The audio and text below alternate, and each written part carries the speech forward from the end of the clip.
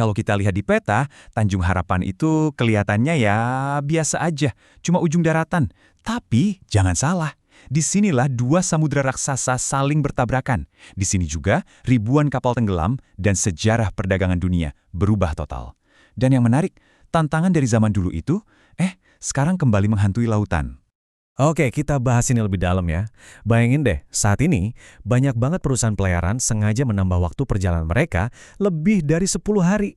Itu artinya nambah jarak ekstra 6.000 kilometer. Gila kan?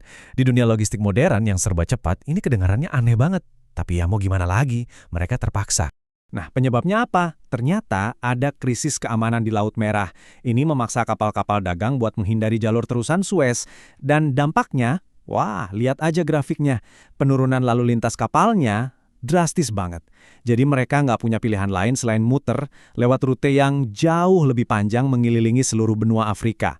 Dan gara-gara ini, sebuah tantangan maritim yang legendaris kini kembali jadi pusat perhatian. Jadi ya, krisis modern ini seolah-olah memaksa kita mundur ke masa lalu, kembali ke rute kuno. Yuk kita bedah bareng-bareng, apa sih sebenarnya alternatif yang paling ditakuti dari terusan Suez ini, yaitu jalur memutari Tanjung Harapan.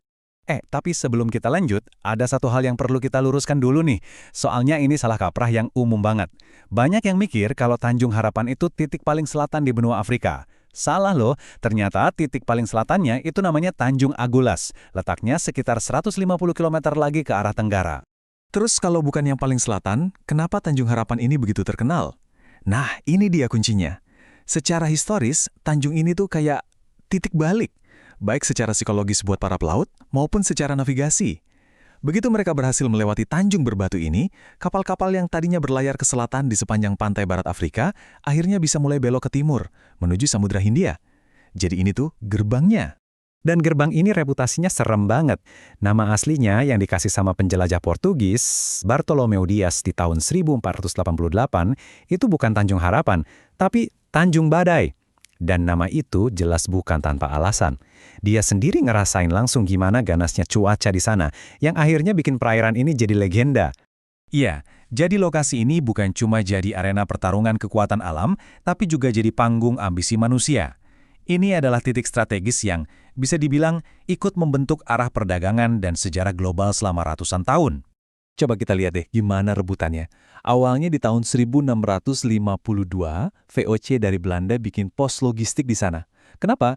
Ya jelas banget, nilai strategisnya tinggi. Kapal-kapal butuh tempat buat isi ulang perbekalan di tengah perjalanan super panjang ke Asia. Nah, karena ini penting banget, Tanjung ini jadi incaran. Inggris akhirnya datang menduduki di tahun 1795 dan merebutnya permanen pada 1806. Jadi, intinya gini, siapapun yang pegang kendali atas Tanjung ini, dia juga yang pegang kunci jalur laut vital ke timur.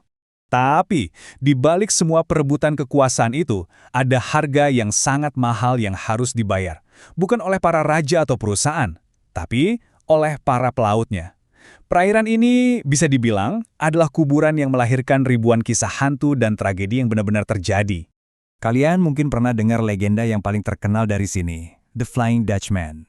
Ceritanya, ada seorang kapten kapal Belanda yang sombong banget, dia nantangin badai paling dahsyat di Tanjung ini. Akibatnya, dia dan kapalnya dikutuk, harus terus berlayar selamanya, gak akan pernah bisa pulang ke pelabuhan. Nah, kapal hantunya ini dipercaya jadi pertanda malapetaka bagi siapapun yang melihatnya. Tentu aja, ada penjelasan ilmiahnya dong. Kemungkinan besar, legenda ini muncul karena fenomena alam yang namanya Fata Morgana. Ini sejenis Fata Morgana super canggih gitu. Jadi, ketika lapisan udara dingin di dekat laut ketemu sama lapisan udara hangat di atasnya, cahaya jadi bisa berbelok. Hasilnya, ilusi optik yang bikin kapal di kejauhan jadi kelihatan aneh, kayak melayang atau bentuknya berubah. Kebayang kan kalau pelaut zaman dulu lihat ini? Tapi, jangan kira bahayanya cuma ilusi optik. Kenyataannya jauh lebih pahit dan bisa kita lihat dari satu angka ini, sekitar 3.000. Itulah perkiraan jumlah bangkai kapal yang karam dan tersebar di sepanjang pesisir Afrika Selatan. Ini bukan legenda, ini kuburan kapal yang nyata. Dan sering banget tragedi ini dipicu oleh kesalahan yang kelihatannya sepele. Contohnya kapal Arniston di tahun 1815. Kapal ini karam karena krunya nggak punya kronometer. Itu loh, jam super akurat untuk navigasi. Akibatnya, Mereka salah hitung posisi. Terus ada lagi HMS Birkenhead di tahun 1852 yang nabrak karang yang bahkan nggak ada di peta. Dua cerita ini jadi pengingat betapa di tengah lautan ganas nggak ada ruang sedikit pun untuk berbuat salah.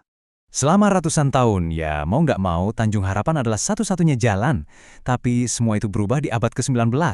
Sebuah terobosan rekayasa manusia, sebuah kenal, muncul dan mengubah segalanya. Peran vital Tanjung ini pun langsung tersingkirkan. Coba deh kita bandingkan langsung. Perbedaannya, wow, jelas banget. Lewat terusan Suez itu bisa memangkas perjalanan dari Eropa ke Asia sekitar 6.000 km dan hemat waktu 10 harian. Efisien banget kan? Tapi, ya gitu, setiap rute punya iblisnya sendiri.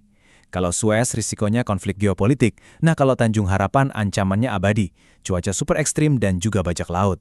Jadi ini pilihan antara dua risiko yang berbeda. Nah, ini yang membawa kita kembali ke pertanyaan awal di masa kini. Kita mungkin mikir, kan sekarang kapalnya udah canggih-canggih. Ancaman alam di Tanjung Harapan kayaknya udah nggak relevan lagi.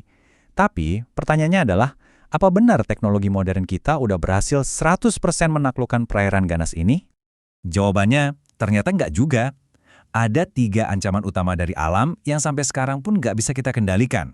Pertama, ada yang namanya Roaring Forties. Ini angin barat super kenceng yang kecepatannya bisa sampai 90 km per jam. Kedua, ada arus agulhas, salah satu arus laut paling deras di dunia.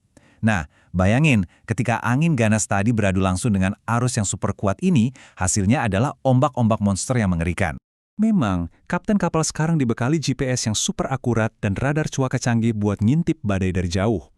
Teknologi ini jelas sangat membantu untuk menghindar dari situasi paling buruk. Tapi, kita harus ingat semua alat itu nggak bisa mengubah sifat asli lautan. Alam dengan kekuatannya tetap bisa membalikan semua prediksi dan perhitungan kita hanya dalam hitungan jam. Jadi saat krisis global saat ini memaksa kapal-kapal kembali ke rute kuno ini, kita seolah diingatkan lagi pada sebuah pertanyaan yang mendasar.